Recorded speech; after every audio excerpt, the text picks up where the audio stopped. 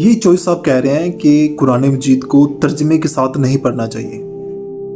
جو ترجمے کے ساتھ قرآن مجید کو پڑھے گا وہ گمراہ ہو جائے گا. یہ آدمی کتنی بڑی بات کر رہا ہے کہ جو قرآن مجید کو ترجمے کے ساتھ پڑھے گا وہ جو ہے گمراہ ہو جائے گا. اللہ تعالیٰ نے قرآن مجید کو ترجمے کے ساتھ پڑھنے کا حکم ہی نہیں دیا اس مولوی کے مطابق. یہ ذرا کلپ سنیں آپ اور ان لوگوں کی مینٹیلٹی کا اندازہ لگائیں کہ یہ لوگ کہاں سے اٹھ کے آ گئے ہیں. ان لوگوں کو عقل ہی نہیں ہے. یہ سنیں ذرا. اس نے یہ کہا، حالانکہ میں آپ کو ایک سادہ سمپل حدیث سناتا ہوں. قرآن مجید کو ترجمے کے ساتھ پڑھنا ضروری نہیں ہے، یہ یاد رکھ لیں. عالم بنے، سمجھے، پھر پڑھیں آپ.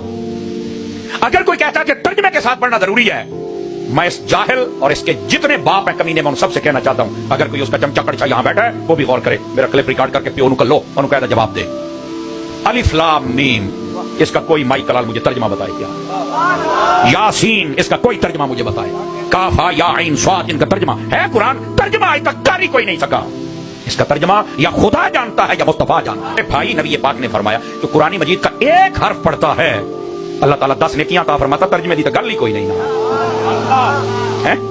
اور قرآن مجید برہان رشید، کسی جگہ پہ نبی پاک نے یہ نہیں فرمایا کہ قرآن مجید جب پڑھو ترجمے کے ساتھ پڑھو گے تو تب ثواب ملے گا، ورنہ نہیں. نبی پاک نے فرمایا جو ایک مرتبہ یاسین پڑھتا ہے اللہ تعالیٰ اسے 10 قرآن پڑھنے کا ثواب عطا فرما دیتا ہے. Wake up to reality. اللہ یہ قرآن میں غور کیوں نہیں کرتے؟ اگر یہ اللہ کے سوا کسی اور کا کلام ہوتا تو اس میں وہ بہت سا اختلاف پاتے. اور اے پیغمبر صلی اللہ علیہ وآلہ وسلم، وحی کے پڑھنے کے لیے اپنی زبان کو تیز تیز حرکت نہ دیا کرو کہ اس کو جلد سیکھ لو. اس کا جمع کرنا اور پڑھانا ہمارے ذمے ہے. سو جب ہم اسے پڑھا کریں تو تم اس کو سنا کرو اور پھر اسی طرح پڑھا کرو. پھر اس کے معانی کا بیان بھی ہمارے ذمے ہے. الف لام میم، یہ کتاب یعنی قرآن مجید، اس میں کچھ شک نہیں کہ اللہ کا کلام ہے، پرہیزگاروں کے لیے رہنما ہے. ایسے لوگوں کو، ایسے مولویوں کو دیکھ کر لگتا ہی نہیں ہے کہ انہوں نے کبھی قرآن مجید کو سمجھ کے پڑھا ہو.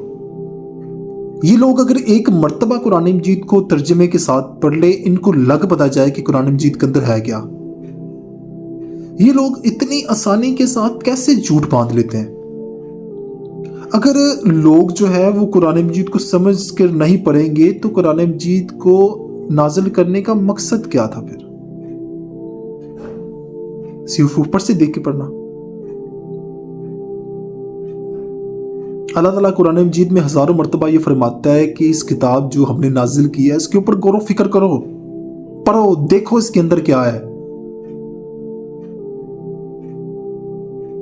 کس چیز کے بارے میں نے روکا ہے، کون سا کام کرنے سے میں نے روکا اور کون سا کام کرنے کا حکم دیا. وہ جب تک آپ قرآن مجید کو سمجھ کے نہیں پڑھو گے تو آپ کو پتہ نہیں چلے گا. یہ تو جو ہے وہ آج کل کے مولوی کیسے کہہ سکتے ہیں کہ قرآن مجید کو سمجھ کر نہیں پڑھنا چاہیے؟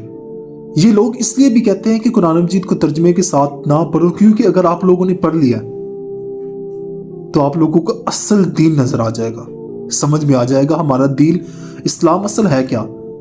آپ ان لوگوں کی جان چھوڑ دو گے. اس لیے یہ کہتے ہیں کہ قرآن مجید کو ترجمے کے ساتھ نہ پڑھنا، ادروائز تم لوگ ہمیں چھوڑ دو گے، ہماری اطاعت کرنا چھوڑ دو گے.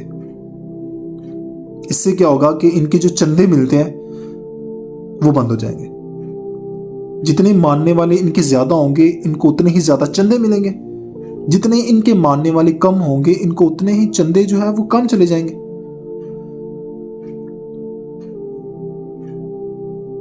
ان کا پرپس صرف اور صرف دین کے بارے میں بزنس ہے.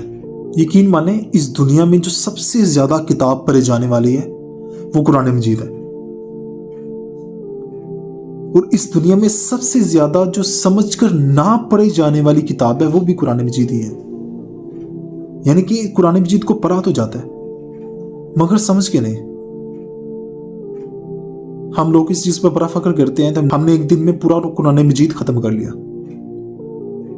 2 مرتبہ قرآن مجید کو ختم کر لیا ایک دن میں. اس میں ہم کتنا فخر کرتے ہیں.